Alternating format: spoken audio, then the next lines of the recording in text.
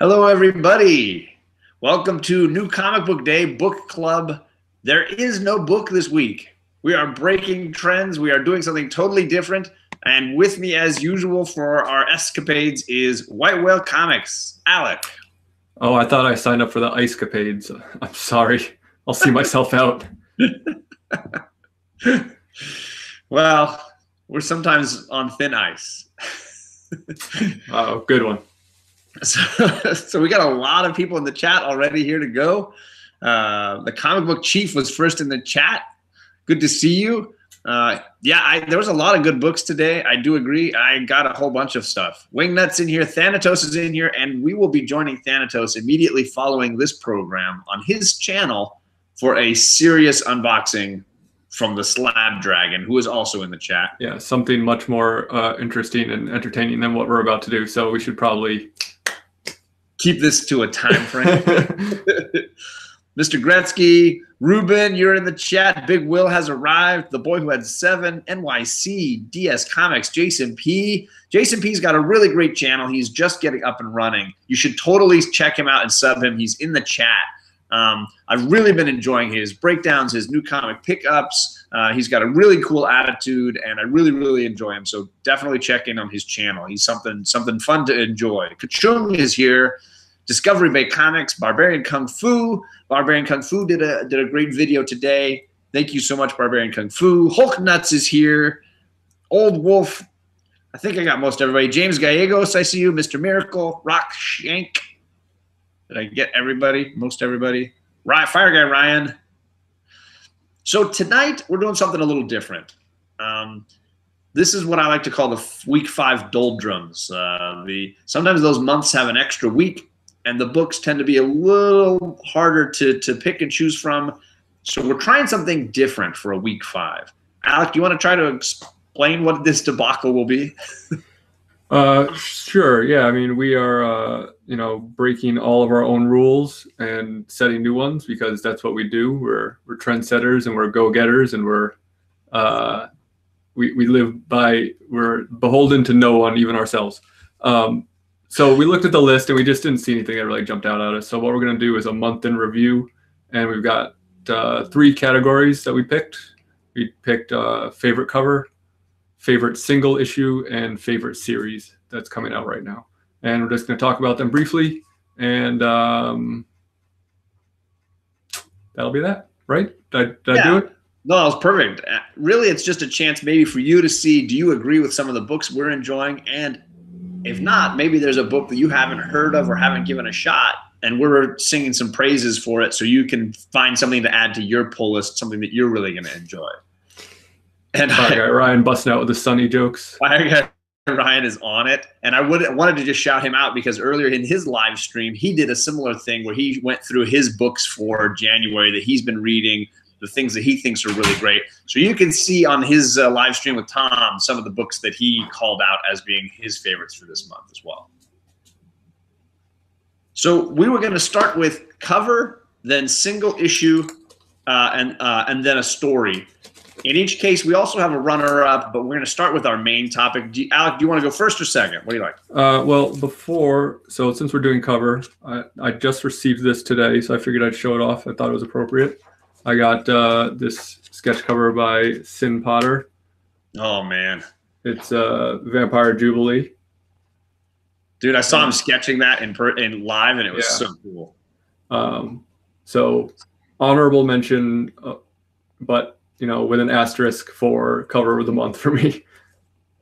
And I have one of his too that was lights out. And apparently, with my one super chat in that live show that Economics did, I won the Sin Potter original piece of art. So that's coming to my house here. I'll have to show that off when it arrives.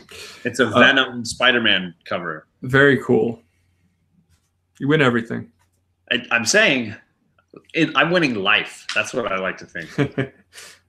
So I'm gonna. You want to go? You want to go first? Please go ahead. I just showed a book. I'm gonna have to do screen shares. The 2 covers that I picked as my covers that I enjoyed most of this month, I do not own either one. There are going to be books that I'm hunting for. And so as a result, they're going to be books that that I can't just hold up and share with you. So here is my cover of the month. Let me screen share real quick with you here.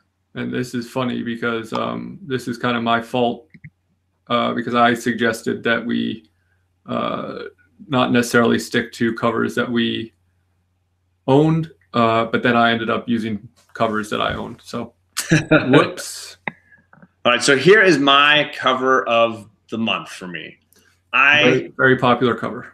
I freaking love this run. I've been enjoying this Catwoman. Joelle Jones has been really amazing as far as a person who is writing and doing the art for their own major label comic. This is unbelievable work. And then this cover comes along right after Art Germ sort of finished his run, and I just freaked for this. I was super bummed that my LCS ran out of it. So I ended up getting the Jolie Jones cover, which is fantastic, and I have nothing against that cover. But this cover, I'm definitely going to be hunting for. I don't think it's going to be anything that's super rare or hard to find. I definitely will get one at some point. But the color work, the empty space, the expression, the little bit of movement happening with her hands, like the whole thing, it's just absolutely gorgeous. I know it's not about that cover, but I think she is a criminally underrated artist. I think she is so good. You talking about Joelle Jones? Yeah. Yeah, this is a Ben Oliver, in case you didn't know. Yeah. I'm telling other people. I know Alec will definitely know. But this is Ben Oliver's cover, and I have, like I said, the Joelle Jones version, and I'll stop my screen share there. This was the Joelle Jones cover, and she's been doing really, really great work. All the interior work, all the story. She's just really, really killing it. And so I'm not upset to have this cover. And part of me wants to go and get all her covers. I have the Art Germ run, but part of me wants to have the Joelle Jones covers as well. So eventually, little by little. I got issues jumped in the chat. Comics Misexplained is here as well. So thanks, guys. Jeffrey Comic-Con is in here. Yeah, Lady Killer is a great book. I don't know if it's the best comic ever, still Rage Dave, but definitely an entertaining read. Well, check that out. This is my first time experiencing Joelle Jones, and I've been blown away. So I almost didn't pick this as my cover of the month because the book was so bad, but it is the Adam Hughes variant for Captain Marvel, because this cover is so good looking that I couldn't resist, even though I just want to tear off the cover and throw the rest of the book away. But just frame the cover and be done with it. That's not how comics work. But I can slab it, and I don't have to worry about ever reading the insides. It's rotten insides. Yeah, there's something so great about the way her hair is moving and the sky in the background. Yeah, and the sash and the color. And I wish I had the Virgin one. I just didn't want to pay for it, and so this worked for me. Yeah, love it. Absolutely. Do you want to share your runner-up real quick? Sure. My runner-up is Jenny Frizen's last Wonder Woman cover. I thought it was a wonderful end to just an incredible run, and so I had to give her a shout-out. And she's been absolutely amazing on those Wonder Woman books. I haven't been picking them up because nobody's been telling me that the story is any good, but the covers are so incredible. I totally understand why people would go after them. Yeah, I have not read a single one, but I have about 10. All right, well, here's my runner-up. Again, I don't own this book, and this is a pretty easy one to pick, but yeah, it's going to be... I figured that was going to be one of yours. It's got to be. It's going to be iconic. I think it's going to be something that's going to that people are going to hold up as the example of Harley for a long time. What I just dig about it is it's one of those where she doesn't seem trashy. She seems like playful and funny. Except that you can see a little bit of her underwear. Yeah, I mean, obviously her outfit is like, scantily clad, but she seems it seems far more playful and less sexual, and I think that's what I think is fun and enjoyable about it. Is it's really, really playful and fun. Yeah, I mean, there's a reason I picked it for the thumbnail for this week. tremendously well illustrated. Yeah. So, I mean, it was an easy pick. So I'm just going to, we don't need to talk about that one. Everybody's talking about how great it is for sure. Now we're on to best or favorite single issue from this month that we enjoyed more than any of the others. Did you want to go first on this one? Sure. This may not come as a surprise to anyone because I raved about it when it came out. Criminal, #1. From front to back. If those of you who do not read the Sean Phillips, Ed Brubaker stuff, not only do you get a tremendous issue of a comic book, but you get these great essays in the back and these additional illustrations. And it's just, this thing is chock full of goodness. I think it's $3.99 and it's just like, it's like an hour's worth of entertainment. Because I gotta get into that. I can barely read. Several people tell me how good it is. And it's stuff that they don't reprint in the hardcovers or anything like that. So it's exclusive to the issues. Oh, wow. So it's a little incentive to pick it up. And Criminal's been going on now for 15 years, maybe. A long time. Wow. And they continue to impress. They never disappoint. And this is as good as anything they've done, in my opinion. So, Criminal #1, best issue of the month. And for me, I struggled with this because there are some of the best issues I read this month are also part of what I would consider the best stories for the ongoing series that I've enjoyed. So I'm gonna pick one that that I think hasn't gotten enough praise because its first issue got so much praise. But I'm gonna go with Die issue 2. I really do believe this made good a lot of the promises of the first issue, and in some ways could even be considered a superior piece of storytelling based on how wildly they sort of set up what could be this series. It's the second part of the setup for this series, and I was absolutely just blown away by how well and how consistently they've carried the story between these two issues. If you're not reading Die, I went to my LCS. They still had 2 copies of issue 1, the first print, on the shelf. I almost snagged them. Yeah, so good. That should be flying. Yeah, I can't believe they still had 2 of the first issue. They're all sold out of both variants for the second issue, but they still had the first issue. I almost just went and got them. My runner-up is Criminal #1 because there is nothing that touched this book. So, yeah, go buy this book. I'm sure you can still find it and read it and just thank me later. So, for me, I did not cop out. Hey, because you haven't read that book, or you'd make the same decision. For me, the runner-up, as far as just one solid, just great issue, Jeffrey Comic-Con, Will of Freak, and Hulknuts can enjoy. It's this one issue of Immortal Hulk is stunning. It's a great, like, it's almost all flashback where you're seeing all of the stuff from Bruce Banner's father's point of view. This is a solid storytelling. Now, it's a great run. I'm not saying it's not. It doesn't belong in the story section, but this one issue is profound and excellent. And I was just telling John, if you can see right there behind me, I found a copy on the shelf for cover price today. So take that, Tony Sanders. And they're worth it. My shop, I think, only has a couple of different issues. I mean, they're on issue 12 now, and my LCS only had a couple of the books still in the Alex Ross covers. All the rest are second print, third print. They're all the Alex Ross covers are pretty much off the shelves at my LCS.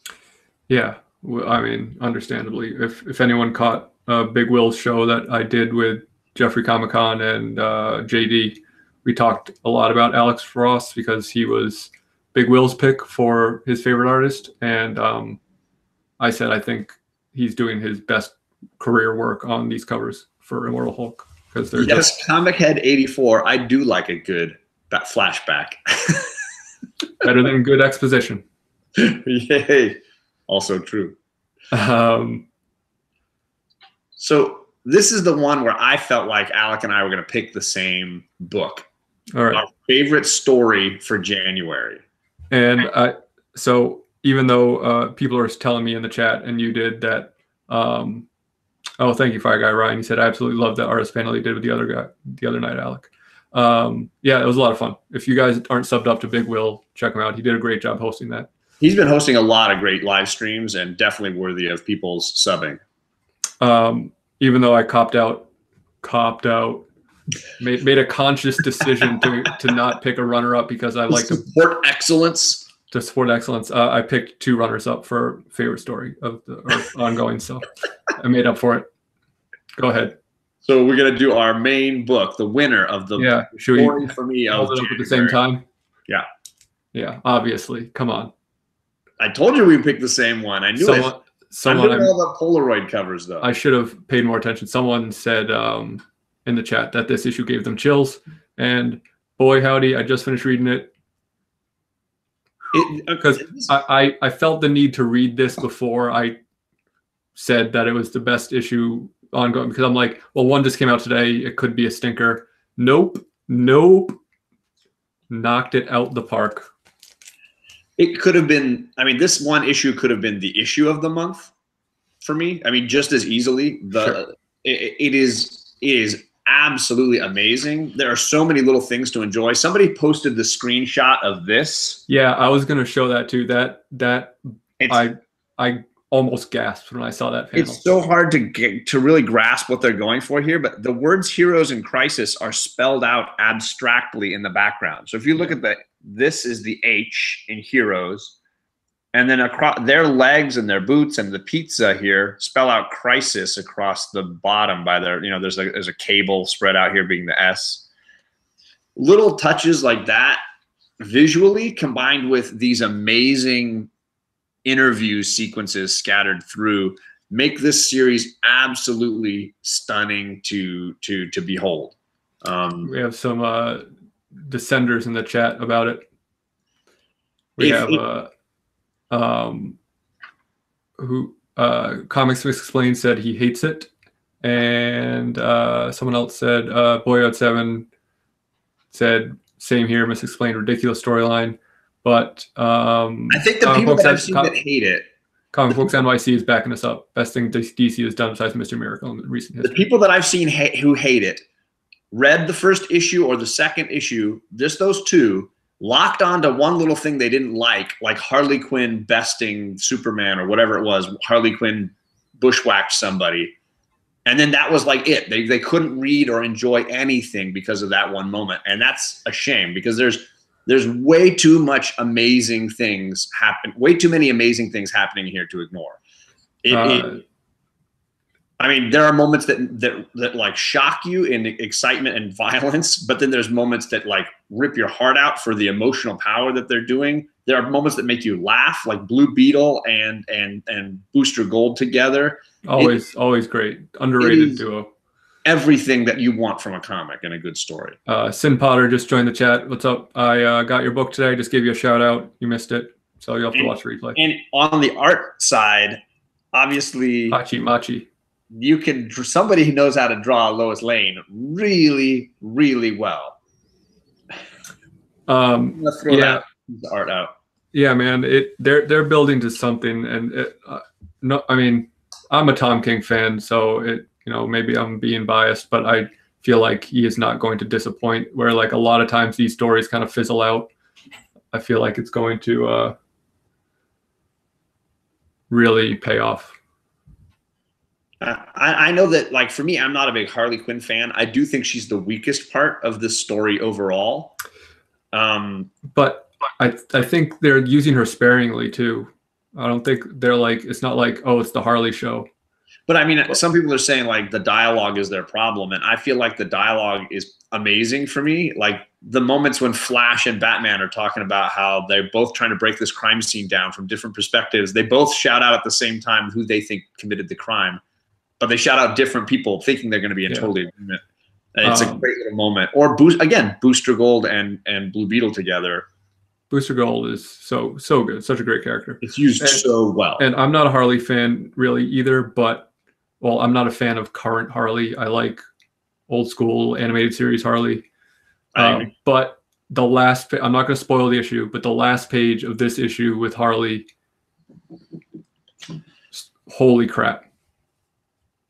And this issue also, like almost the whole issue is a split between Superman giving an interview and his voiceover and other characters doing things at the exact same moment. Mm-hmm. And they do these panels scattered throughout that are mind-blowingly cool.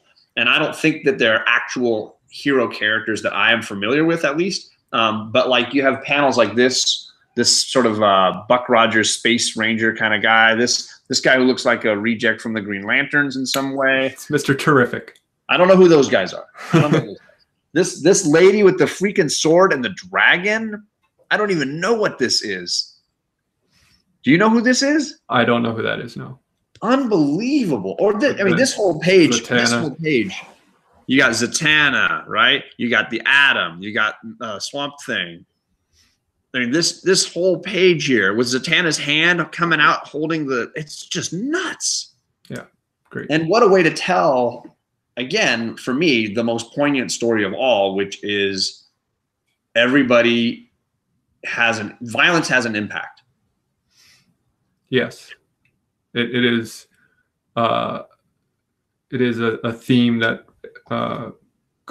extends beyond comic books, which I think is also why it's so good. And I think it speaks to reality. Yeah, I mean, in the previous issue, they have all those great interviews, right? Everybody's sat down for the machines to hear their sob stories. This is what I am like. It's just Barbara Gordon. She says 3 words, and she just shows a bullet wound, an injury, and it's all just her sitting there thinking about it. How do I share this? How do I discuss it?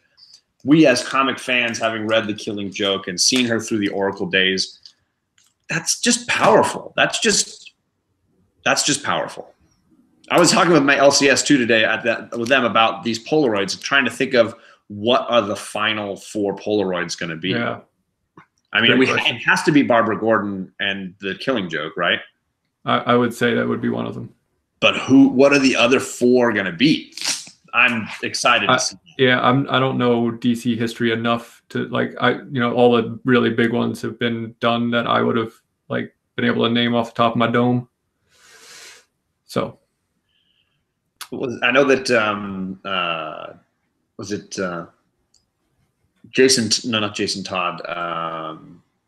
One of the Robins, his dad was murdered, right? That was a pretty after he had become a superhero. Yeah. Right, so you want to do your runner-up? Sorry. I'll do my first runner-up. Oh yeah, you've got 2. Yeah. It's Die.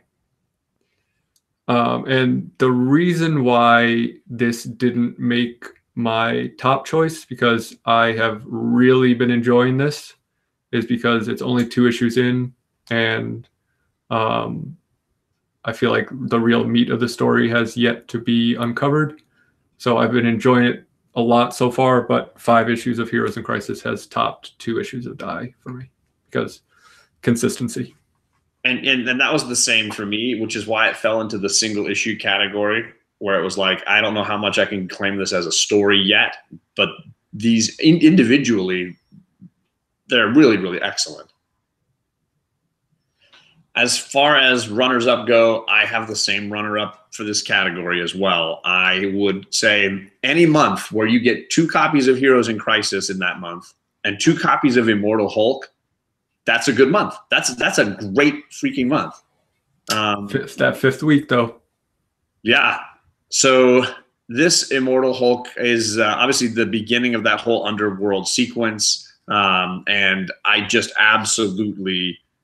It's the runner-up in every category. Just like I could have put Heroes in Crisis in pretty much any category with its covers, with its interior artwork and the single issues, and of course its story. You could easily do that with these The Alex Ross covers could be on your covers of the month.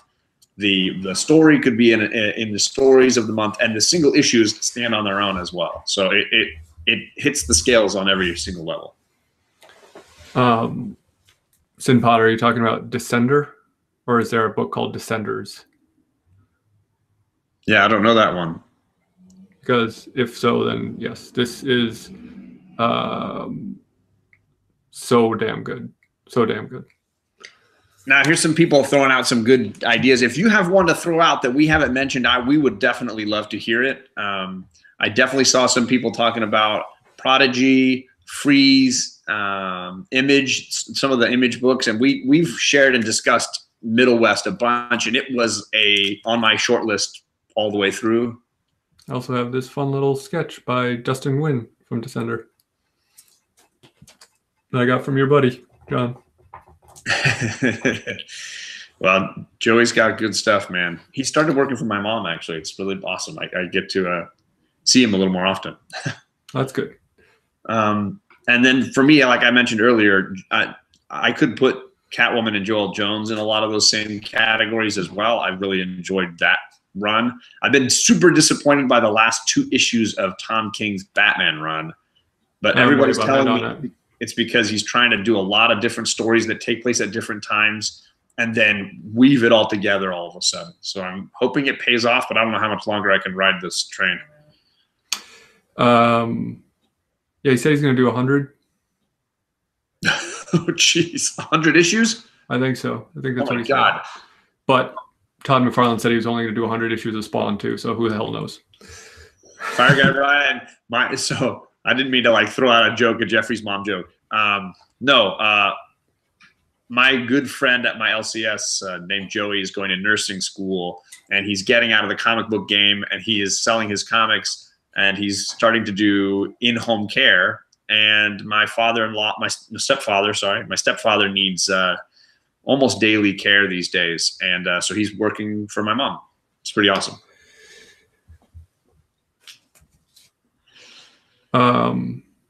So I got one more. This is going to be a dark horse pick for my runner-up. It's Lodger. Ooh, I don't know this one.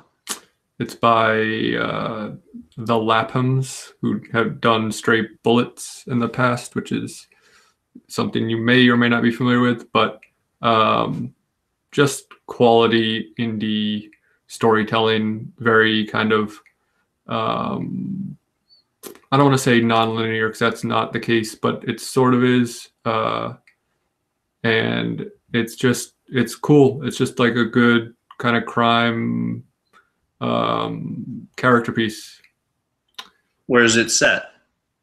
Kind of all over the place, but this issue took place in Arizona. Or do you mean time period? That was one of my favorite things about 100 Bullets was that they skipped all over the place, and you got a feel for this city or that state or whatever. It was kind of a fun. Said we have the same taste. So good. Barbarian taste. Cemetery Beach, which I've never heard of. Gretzky says Archie. He's enjoying the current Archie run. Yeah, we talked about Archie 700 on the show, which at my insistence. Let's see. Hunter Thompson says Immortal Hulk or Venom for the best comic of 2018. And I have not enjoyed the last 2 Venoms as much, but I do agree that in 2018, Venom was lights out. Isola is amazing, Sin Potter. I would agree. I have mentioned it in a couple of my videos, my solo videos. Yeah, I need to go out and get is there a trade for that? There must be close to being one, if not one already, because I feel like it's been out for a while. The art is absolutely stunning in it. There's some love for the new Miles Morales run and the Teen Titans annual that must have just released recently. Yeah, Cosmic Ghost Rider was great, Jason. It's just they didn't drop anything here in this month except for the new Guardians. Yeah, which you heard that we were kind of on the fence about last week. Yeah, I mean, I'm definitely going to give it one more issue just to see where Cates goes with it. But I wasn't as over the fence about it as his other stuff. Sin Potter, Seven to Eternity, another great title, but that's like one of those classic problems with a lot of especially indie books where like there was a huge gap in time between issues, and I think some people kind of lost it, myself included. I've only read what came out in the first batch. I've not read whatever 7 through 12 or whatever it's been. I bought them, so they're still getting my money. So what do they care? Right. Yeah, there are some that I haven't been reading too. Like I am not up on Marvel Knights, even though I have the entire connecting cover. I haven't even gotten to reading the second half of that yet. So that might be something that I appreciate later. And I'm same with Cover by Bendis. I'm only about halfway through that run. I've missed the last few. They're waiting to be read. I heard good things about the Friendly Neighborhood Spider-Man. People are telling me good things about that.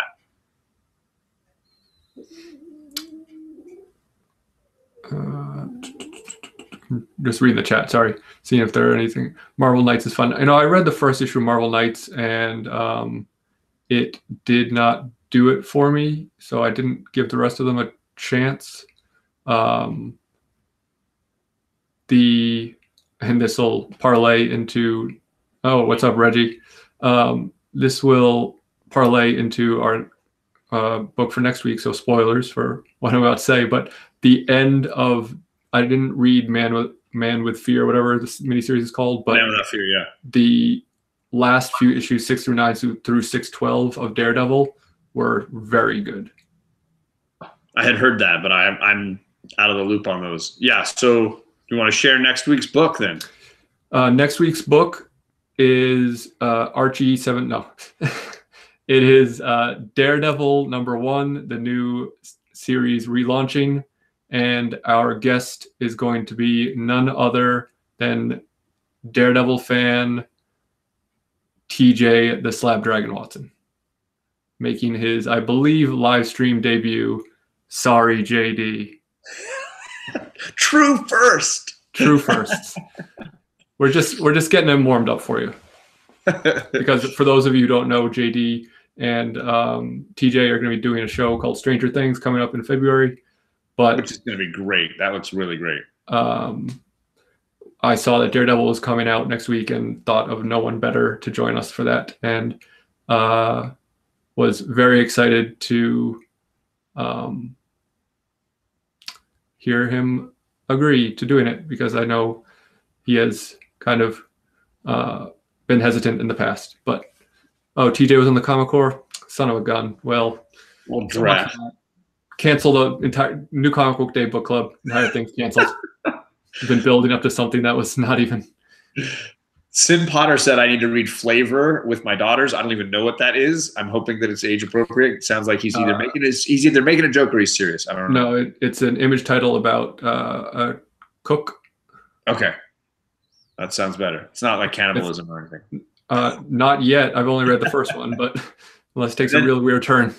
And then our resident Panda made the comment that Venom 1 and 2 were kind of slow, and then 3 exploded. So he's going to keep his mind open as far as Guardians of the Galaxy goes. And that's a great point about that writer, for sure.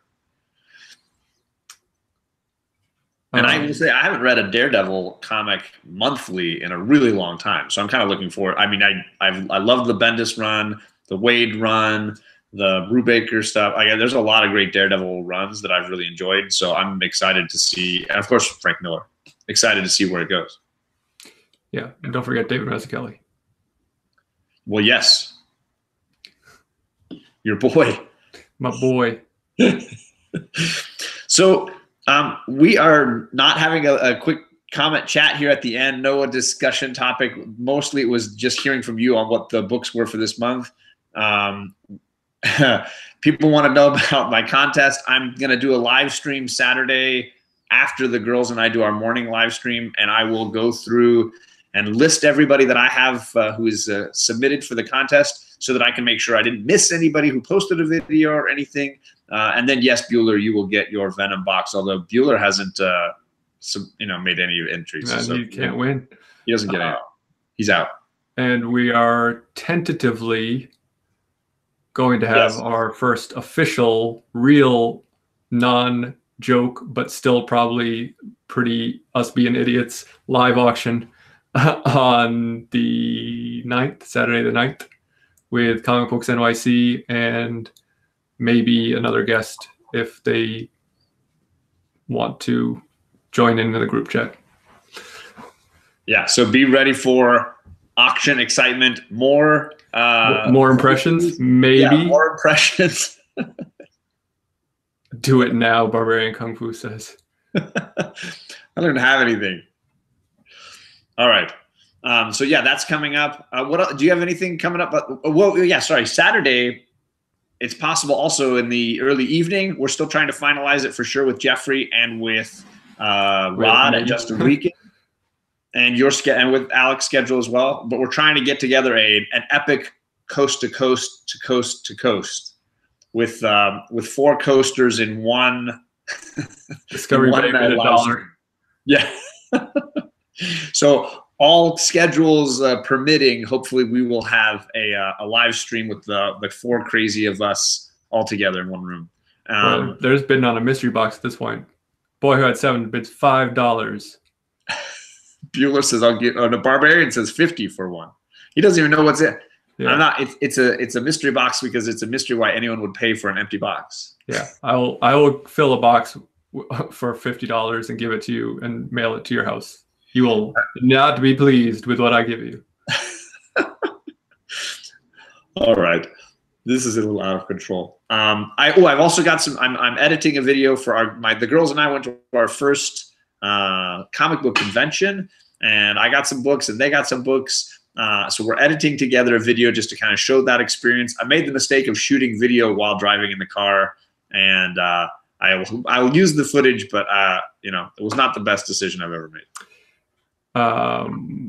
Yeah, I need to do some support videos for some people's contests that I have promised and that I want to do.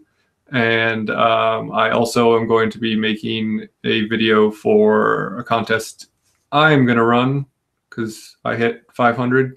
And so did John, by the way. Congratulations, John. Caught up to me. Yeah, I had to buy my subscribers, but you're doing it legit, so I respect it. Buy them. And I will not be giving them with the possibility of socks. I will be giving away something much less exciting than socks, if you can believe it. And if I can ever get off my butt, I'm going to do some more artist series, hopefully soon.